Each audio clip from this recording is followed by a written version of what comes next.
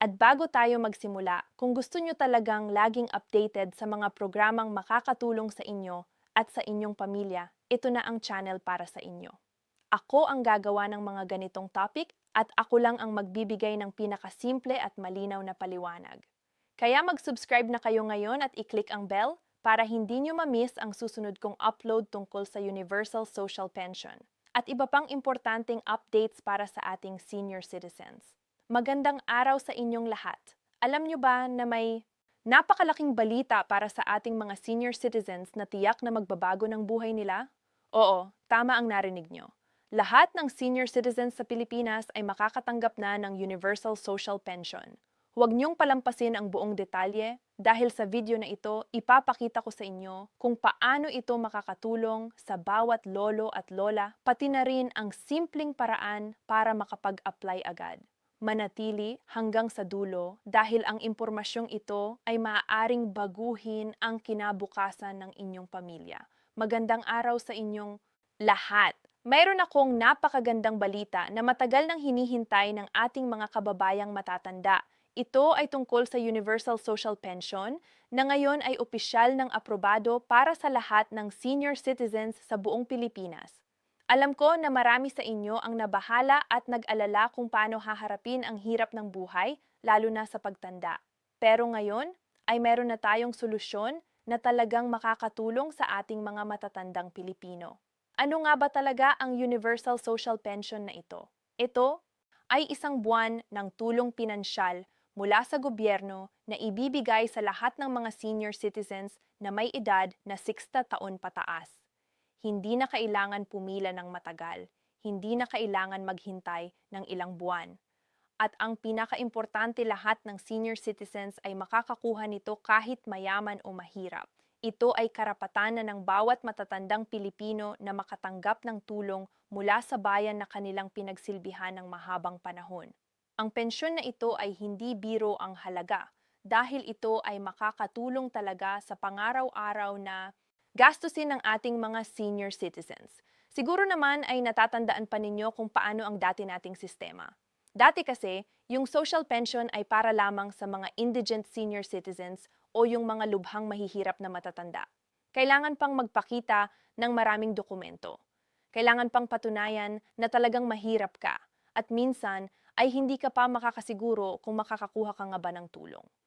Ang proseso ay napakahirap at nakakapagod, lalo na para sa mga matatanda na hindi na gaanong makalakad o mahirap ng makaintindi ng mga komplikadong proseso. Pero ngayon lahat ay nagbago na. Ang Universal Social Pension ay nangangahulugang lahat. Walang exception. Basta ikaw ay senior citizen at nasa hustong gulang na ay makakatanggap ng pensyon. Walang diskriminasyon, walang kinikilingan, pantay-pantay ang lahat. To ang magandang balita pa dito ay ang halaga ng pensyon ay talagang sapat para makatulong sa mga pangunahing pangangailangan. Habang lumalaki ang presyo ng bilihin, habang tumataas ang bayad sa kuryente at tubig, habang tumataas ang gastos sa gamot at pagkain, ang pensyon na ito ay talagang magiging malaking ginhawa sa ating mga senior citizens. Hindi na kailangang umasa na lamang sa mga anak o kamag-anak dahil mayroon na silang sariling kita na maaari nilang gamitin para sa kanilang pangangailangan. Isipin ninyo ang dignidad na mabibigay nito sa ating mga matatanda. Hindi na nila kailangan magsumbong pa o manghiram pa sa iba dahil mayroon na silang sariling pera na pwedeng gamitin para sa anumang kailangan nila. Ang proseso ng pag-apply ay ginawang napakasimple at napakadali. Ang tanging kailangan mo lang ay pumunta sa inyong lokal na barangay hall at magparehistro. Dalhin ang inyong valid ID na nagpapakita na kayo ay senior citizen na. Dalhin din ang birth certificate para mapatunayan ang inyong edad at mag-fill up ng simpleng application form. Walang komplikadong proseso. Walang kailangang pirmang-pirmahan mula sa daan-daang tao. Walang kailangang bayaran kahit piso. Ang gobyerno ay nagsisikap talaga na gawing accessible ang programang ito para sa lahat. Mayroon ding mga mobile registration units na pupunta sa iba't ibang barangay para sa mga senior citizens na hindi na makalakad ng malayo o nahihirapang pumunta sa barangay hall. Ang serbisyo ay dinadala na sa kanila upang mas lalong maging convenient at madali ang proseso. Marami siguro sa inyo ang nagtataka kung saan nanggagaling ang pondo para dito. Ang pondo para sa Universal Social Pension ay nanggagaling sa national budget na inilaan ng Kongreso para sa programang ito. Ito ay bahagi ng commitment ng gobyerno na alagaan ng mga senior citizens na nag-ambag na ng napakaraming taon sa ating lipunan. Ang mga matatanda natin ay yung mga nagpagod magtrabaho, yung mga nag-aral ng mabuti at naging produktibong mamamayan, yung mga nagbayad ng buwis ng mahabang panahon. Ngayon naman ay panahon na para ang gobyerno ay magbalik ng tulong sa kanila. Ito ay hindi charity o awa, kundi ito ay karapatan at recognition sa kanilang kontribusyon sa ating bansa. Ang disbursement o pagbibigay ng pensyon ay gagawin buwanan. Ibig sabihin, bawat buwan ay makakatanggap ang senior citizen ng kaniyang pensyon. Pwede itong kunin sa pamamagitan ng bangko kung may account kayo. Pwede rin sa mga payout centers na malapit sa inyong lugar. At mayroon ding option na ipadala sa bahay para sa mga senior citizens na talagang hindi na makalabas ng tahanan. Ang gobyerno ay nakipagtulungan sa iba't ibang financial institutions at remittance centers para masiguro na madali at ligtas ang pagkuha ng pensyon. Walang kailangang bayaran na processing fee or service charge dahil libre lahat. Ang buong halaga ng pensyon ay mapupunta talaga sa bulsa ng senior citizen. Bukod pa dito sa Universal Social Pension, ang mga senior citizens ay may mga additional benefits din na naka-attach sa kanilang status. Mayroon silang 20% discount sa mga botika para sa kanilang gamot. May discount din sila sa mga restaurant at fast food chains, may priority lane sila sa mga bangko at government offices, at marami pang iba.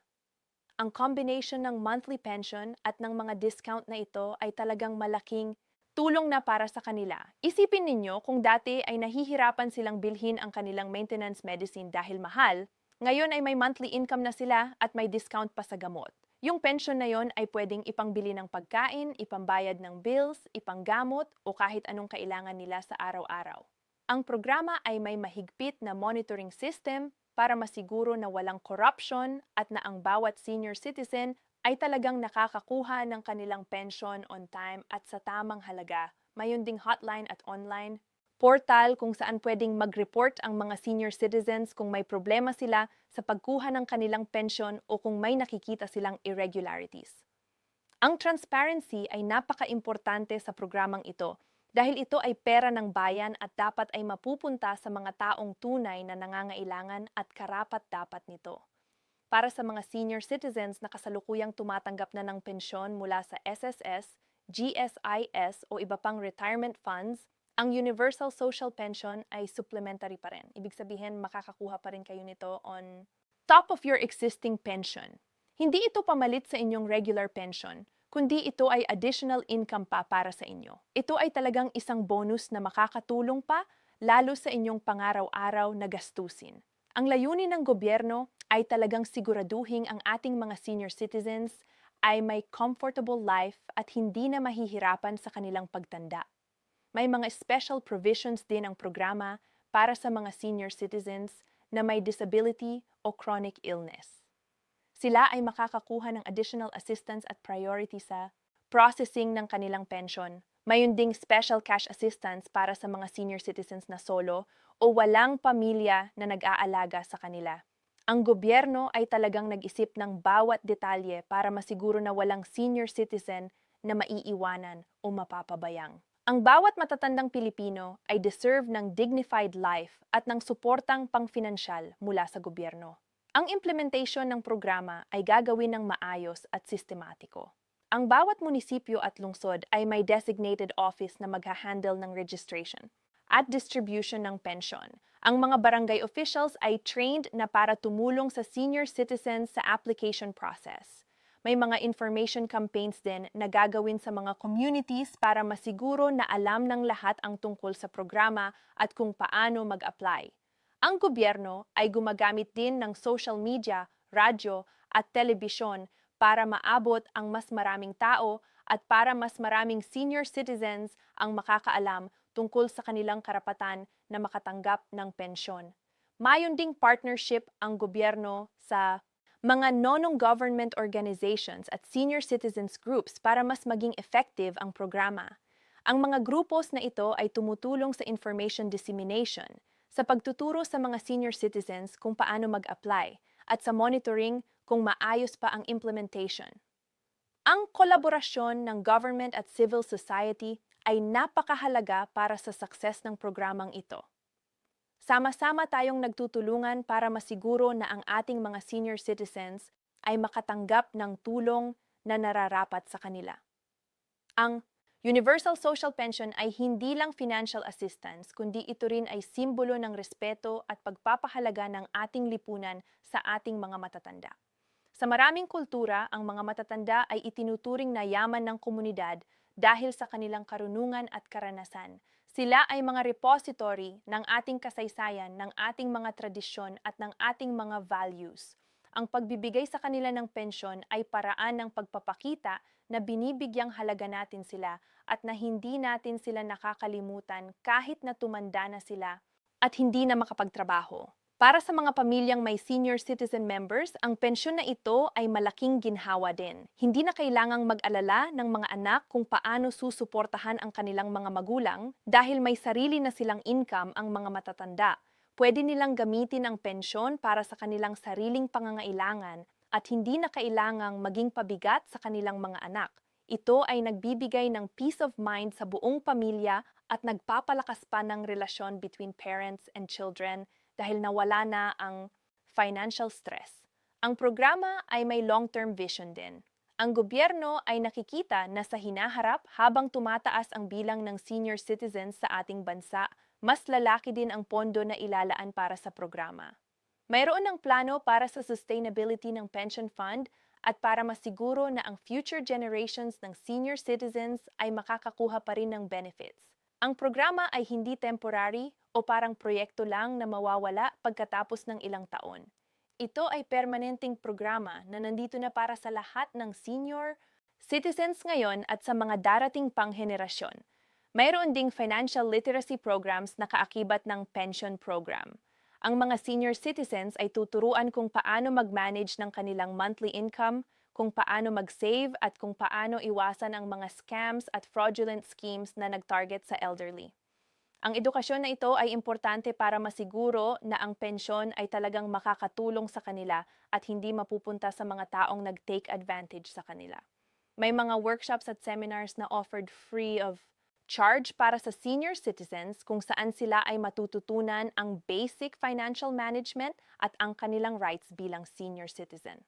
Ang Universal Social Pension ay bahagi din ng mas malaking social protection program ng gobyerno. Kasama nito ang health insurance coverage para sa lahat ng senior citizens, ang free medical checkups at basic health services, at ang emergency assistance para sa mga crisis situations. Ang comprehensive approach na ito ay nagsisiguro na ang ating mga senior citizens ay protected sa lahat ng aspeto ng kanilang buhay, financial, health at social. Ang layunin ay hindi lang sila bigyan ng pera, kundi masiguro na sila ay may quality of life at may dignity sa kanilang pagtanda. Para sa mga senior citizens na nakatira sa rural areas o sa mga malayong lugar, ang gobyerno ay may special provisions din. May mga mobile payout units na pupunta sa kanila para hindi na nila kailangan maglakbay ng malayo para kunin ang kanilang pensyon. May mga designated contact persons din sa bawat barangay na tutulong sa kanila kung may problema sila sa kanilang pensyon. Ang accessibility ay priority ng gobyerno dahil alam nila na ang mga senior citizens sa rural areas ay mas nahihirapan dahil sa limited access sa services at facilities. Ang feedback mechanism ng programa ay very important din. Ang mga senior citizens ay encouraged na mag-share ng kanilang experience, ng kanilang suggestions at ng kanilang complaints kung meron man. Ang kanilang input ay ginagamit para i-improve ang programa at para mas maging responsive ito sa kanilang pangangailangan. Regular surveys at focus group discussions ay conducted para malaman kung ano ang working at kung ano ang kailangan pang i-improve. Ang programa ay evolving at nag-a-adapt basis sa feedback ng mga senior citizens mismo.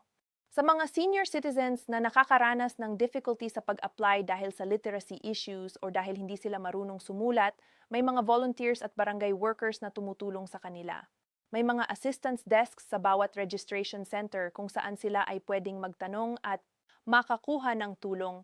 Walang senior citizen na dapat mahiya o matakot na lumapit dahil lahat ng staff ay trained na maging patient at helpful. Ang customer service approach ay dahil ang mga senior citizens ay deserve ng respectful at dignified treatment. Ang Universal Social Pension ay talagang game changer sa buhay ng ating mga senior citizens. Ito ay nagbibigay sa kanila ng financial independence, ng security at ng dignidad. Hindi na nila kailangang mag-alala kung saan kukuha ng pera para sa kanilang pangangailangan. Hindi na nila kailangan umasa lang sa awa ng iba. Mayroon na silang sariling income na pwede nilang gamitin kung kailan nila kailangan. Ito ay empowerment sa truest sense dahil binibigyan nila ng capability na kontrolin ang kanilang sariling buhay at desisyon. Ang success stories ay nagsimula ng dumating mula sa iba't ibang parte ng bansa. May mga senior citizens na nakakapag-start na ng small business gamit ang kanilang pensyon.